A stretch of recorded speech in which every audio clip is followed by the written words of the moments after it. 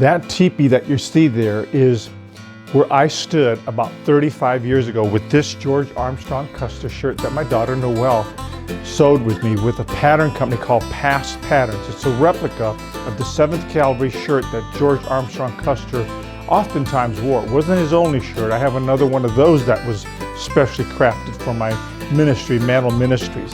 I liked going there. It was in Montana. It's exciting. It's right there where the Cheyenne, the Sioux, the Arapaho, it's a reservation, the Cheyenne Crow Reservation. And of course, I love Indians. Having the name Little Bear, you can obviously say I like Indians. And I studied about that, but I learned more by going not far from this mission. In between my whole week of mission work that I did there with the Native American Indians that were living on the campus there, they were primarily elementary school. It was a summer vacation, like a vacation Bible school, you might say.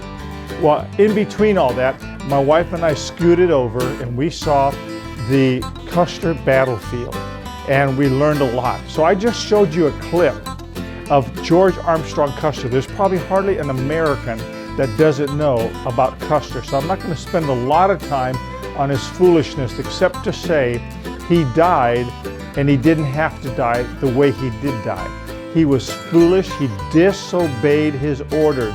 He was told by General Alfred Terry not to attack, to only engage and find the Indians by the engagement, but not to engage fighting.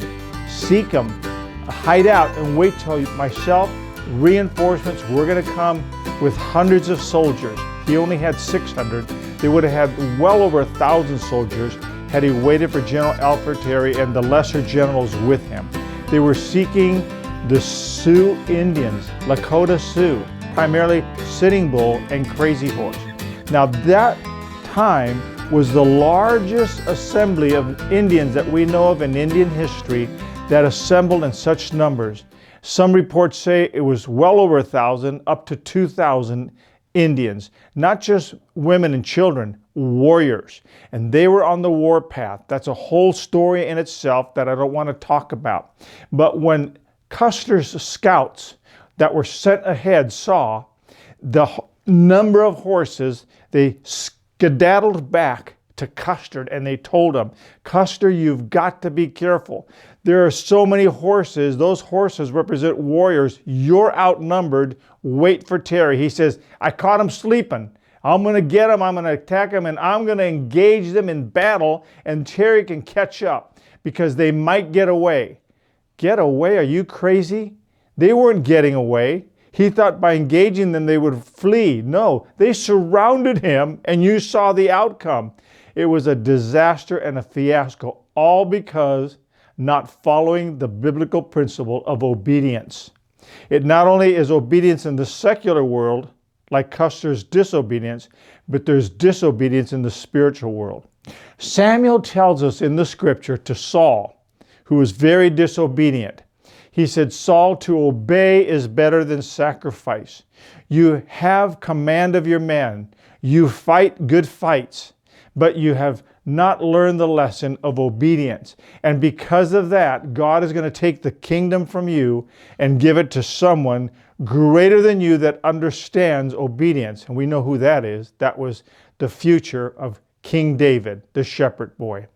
And so Saul learned a valuable lesson too late.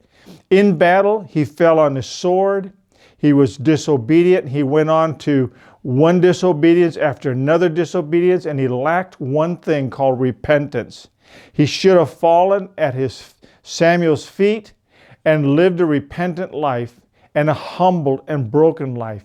But he continued to wax prideful and arrogant, the same qualities that Custer had.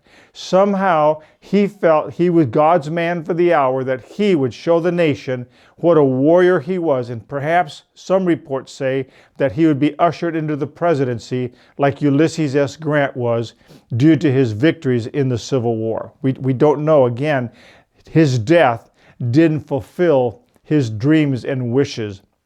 So they fell short. We can't prove it. But we do know that he had a prideful, arrogant spirit about him. He was an incredible warrior that can't be denied. But foolishness of disobedience cost him and 230 men their lives because of one man.